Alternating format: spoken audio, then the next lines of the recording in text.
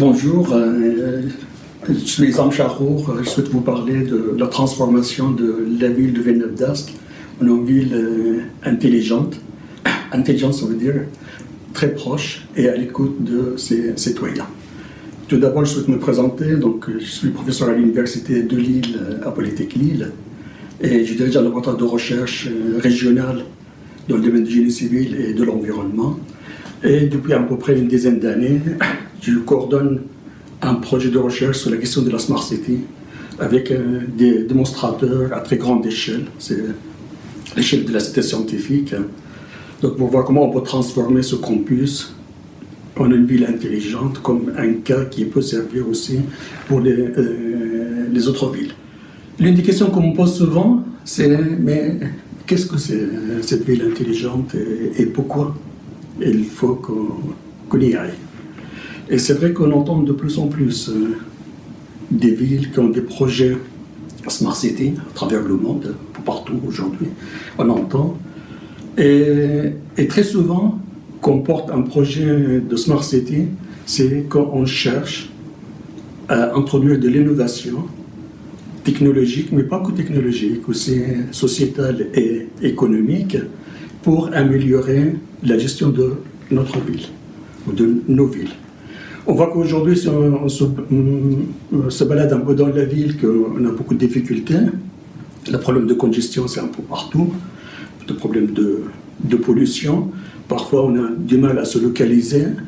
Et parfois, si on pense aussi à des difficultés d'une tranche particulière de la société, les personnes âgées, les personnes en situation de handicap, elles ont davantage de difficultés dans la ville. Il y a des problèmes sociétaux, parfois il y a des problèmes de sécurité. Donc, la question qui se pose, mais pourquoi? En fait, on a toutes ces difficultés.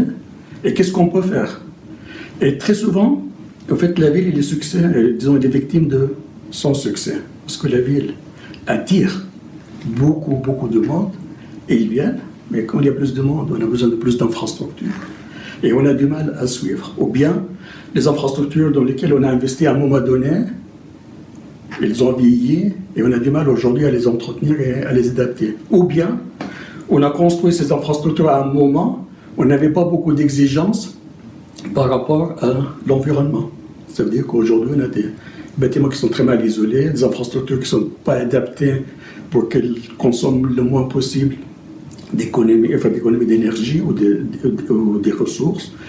Et les services qu'on propose aux citoyens aujourd'hui, ils sont liés à ces infrastructures, ou bien à une organisation un peu de nos instances, plutôt en silo, alors que les problèmes qu'on a, très souvent, c'est des problèmes horizontaux. Et aujourd'hui, la technologie, en fait, nous donne de nouvelles possibilités. C'est grâce à la connectivité, surtout, qu'on peut connecter très facilement. Une très grande tranche de la population, on peut connecter les acteurs économiques, on peut connecter les objets. Et aujourd'hui, on peut connecter grâce à l'Internet des objets, et cette connectivité à très grande échelle, elle a un avantage, c'est qu'il nous permet de voir un peu ce qui se passe dans une ville, mais à différentes échelles. Et vous savez bien que si on voit, on peut mieux agir, parce qu'on peut mieux voir, comprendre, analyser et agir dans l'intérêt de notre société, dans l'intérêt de notre environnement. Et c'est toute la base de la ville intelligente. C'est une ville où on va mettre tout en œuvre pour mieux voir, mais c'est associer les différents acteurs, surtout les citoyens, pour voir mais qu'est-ce qu'on fait? C'est quoi les problèmes qu'on rencontre? C'est quoi nos priorités? Et comment, collectivement, on peut agir pour surmonter ces difficultés? Le retour qu'on a aujourd'hui dans un certain nombre de villes, c'est que grâce à cette technologie, on peut faire quand même beaucoup d'économies. Je prends un exemple comme de l'éclairage public. On peut faire des économies jusqu'à 50, 60, 70%. Mais c'est l'un des premiers postes des dépenses dans les villes. Ça veut dire que si je fais des économies de 70%, je peux, grâce à ces économies, soit innover dans les infrastructures, les adapter, ou bien les mettre, bien sûr, pour les autres services sociaux ou économiques. Mais la même chose sur la question de l'eau. Aujourd'hui, on a des villes où les fuites peuvent atteindre 30-40%. Avec cette technologie, on peut amener les fuites à 5, 6, 7%, donc des économies importantes. Il y a des villes qui ont aujourd'hui des problèmes d'inondation, de risques. Et grâce à cette technologie, on peut réduire le risque. On peut aujourd'hui développer des services pour les personnes âgées ou les personnes en situation de handicap pour avoir des services personnalisés. C'est quelque chose qui est très important. Dans la mobilité, il y a des très très bels exemples aussi qu'on a réduit la congestion, on a réduit la pollution au niveau de l'air. Donc, le retour qu'on a aujourd'hui, en fait, c'est un retour plutôt positif, mais sur des briques. Et quand on parle de la ville, c'est pas des briques uniquement. C'est comment mettre, en fait, en cohérence l'ensemble de ces briques et comment associer davantage le citoyen. Et je pense que justement, Villeneuve d'Ascq, elle a une place à jouer, à figurer sur la carte du monde comme étant une ville innovante qui porte aussi un projet de ville intelligente. Parce qu'aujourd'hui, quand on regarde Villeneuve d'Ascq, elle est malheureusement absente alors qu'elle a tous les atouts. C'est une ville de taille moyenne, c'est-à-dire que si on fait quelque chose, on va le voir. C'est pas la même chose qu'une ville à 1 million, 5 millions ou 10 millions. C'est une ville où il y a 50 000 étudiants. Imagine, une ville où il y a 50 000 étudiants, cette capacité d'innovation, d'intégration, c'est quelque chose d'extraordinaire. C'est une ville où il y a beaucoup de sièges des très grandes entreprises qu'on peut mobiliser, mais il y a aussi tous les parcs de technologie, d'activité, la Haute-Port, avec toutes les innovations qu'on a là-dessus. Une ville où il y a aussi beaucoup de centres commerciaux, d'espaces verts. Donc je dis que c'est une ville quand même qui a beaucoup d'atouts, mais malheureusement, on n'entend pas parler comme étant une ville qui a mis en place une stratégie tournée vers l'avenir avec ce concept de ville intelligente qui aujourd'hui s'impose dans beaucoup de villes, ou bien c'est un élément aujourd'hui d'attractivité parce qu'une ville qui a des infrastructures ou une gestion intelligente attire. Les entreprises viennent parce qu'elles ont des services digitaux, etc. Donc là aussi, Villeneuve d'Ascq peut le jouer. Elle peut aussi profiter de sa position, quelques kilomètres de la Belgique.